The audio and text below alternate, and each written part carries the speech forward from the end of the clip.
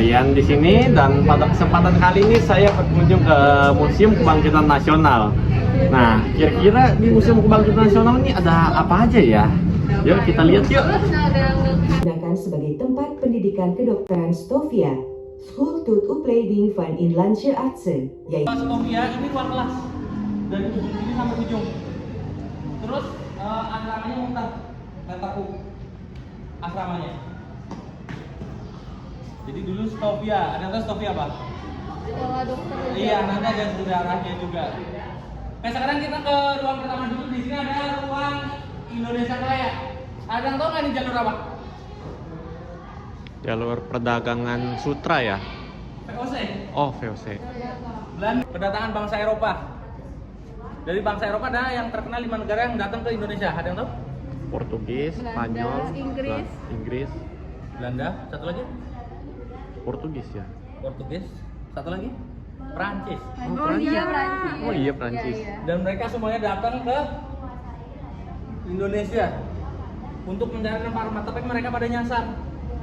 Ada yang nyasar ke Karna, Agung Brazil, Tanjung Harapan. Ada yang tahu kenapa mereka nyasar? Karena kapal mereka bergerak menggunakan angin, jadi arah angin tidak selalu bergerak ke arah Indonesia.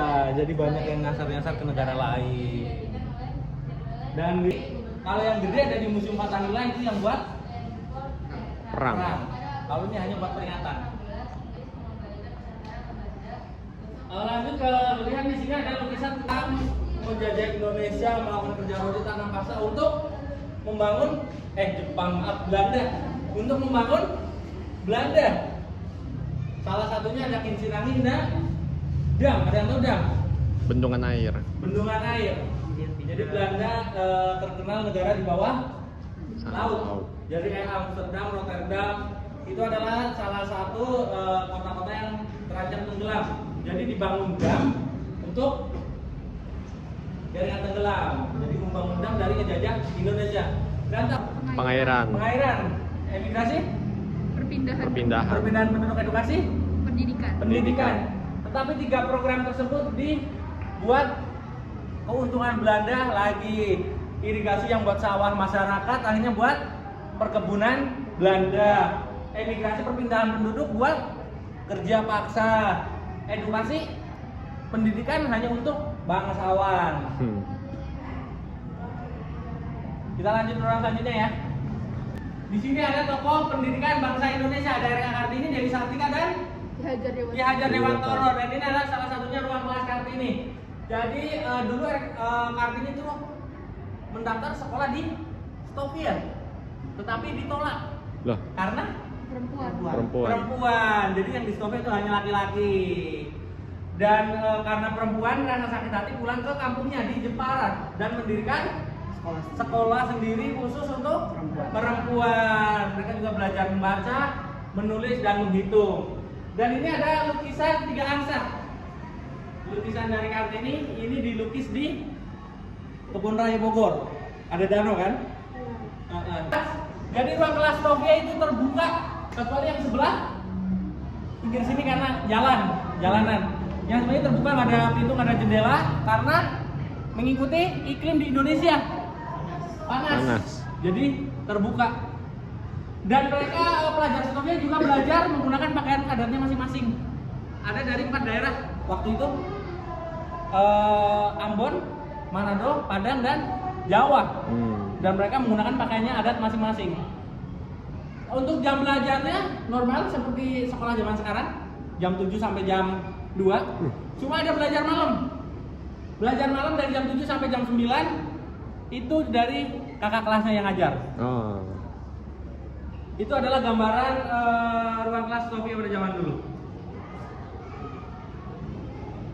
Yang Sofia atau ruang guru. Jadi pengajar Sofia ini berjumlah 12 orang.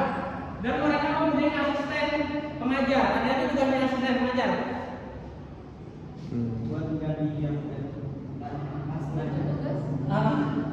Jadi asisten pengajar itu bertugas menerjemahkan dari bahasa Belanda ke bahasa Indonesia, karena tidak semua pelajar Sofia bisa berbahasa Belanda. Dan asisten pengajar itu diambil dari lulusan terbaik tahun sebelumnya. 1926 itu Stovia pindah ke Salemba, Salemba. yang sekarang menjadi Rumah Sakit Cipto Mangunkusumo dan FKUI. Jadi FKUI itu cikal bakalnya dari Stovia, Sekolah Dokter Jawa juga. Jadi ini adalah teman-teman lulusan Stovia dari 1919 sampai 1926. Tetapi nggak semuanya ditulis di sini. Inilah tempat Indonesia terlahir. Kenapa? Ada yang tahu? Organisasi Budi Utomo, tempat mendirikan organisasi, terus menyusun struktur organisasinya dari ketuanya sampai bendahara di sini. Manado, Jawa dan Padang. Mereka saling ngobrol, saling bercerita, sama-sama dijajah.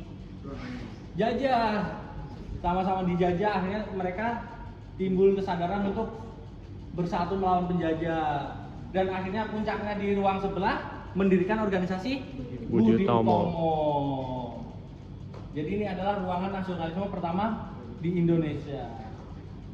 Dan ya begitulah isi dari Museum Kebangkitan Nasional. Ya segitu aja sih. Makasih.